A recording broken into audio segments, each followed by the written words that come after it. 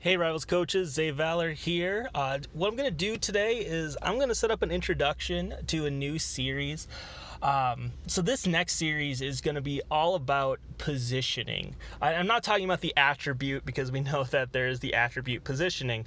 But what I'm actually talking about is how your players align themselves on the map. What determines who's a part of what play? Because that is a huge part of the game and one of my favorites, actually, because I think it's really going to separate the good from the great players.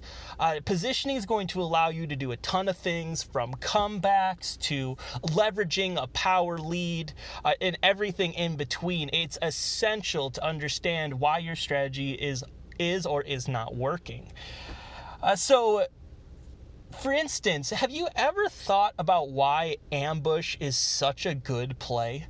We know that it's incredibly powerful. In fact, it's so powerful that I actively try to ban it out.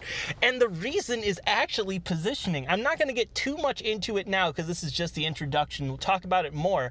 But ambush is one of the rare plays that always results in you outnumbering the opponent. Whoever is initiating the play is always going to outnumber them, and we'll talk more about that when we actually get to it past the introduction, but that is a huge advantage, and understandably so. Being outnumbered is a huge deal in any game, and particularly MOBAs, where the teamwork and playing off each other's abilities is so vital.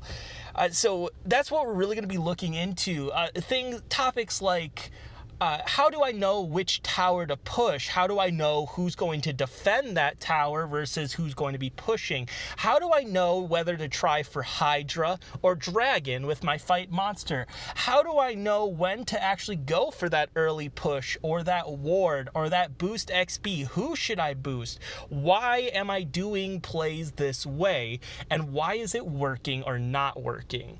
So we're going to go into a ton of detail about it. Now, positioning is the most complex part of this system, bar none. You can say that ATR training is incredibly complex. Knowing how plays work together is incredibly complex. All of that means nothing if you don't understand how the positioning works. So we're going to go really in depth in it.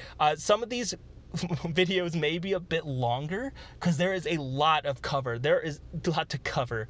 There's a lot of variables when talking about positioning, and it's my favorite part of the game. It took me quite a while to learn, and so I'm hoping that I can save some of that time for you so you can figure out why I'm doing things. Anyone who has played me will tell you that if I have someone who can lane swap, I'm going to swap to two separate lanes, usually bot and then top. But why? Why am I doing that? And it's just to take advantage of this positioning and to help my team get the best possible engages. So we're going to go really into that. I may even have a separate video just on lane swap and defensive swap because those two are the most complex when it comes to positioning. There is a ton you can do with just those two plays, which makes them incredibly powerful. But also a hindrance if you don't know how to use them. I've heard a lot of stories, and I've done it myself, where lane swapping to the wrong lane will just straight lose you the game. So we'll talk more about that.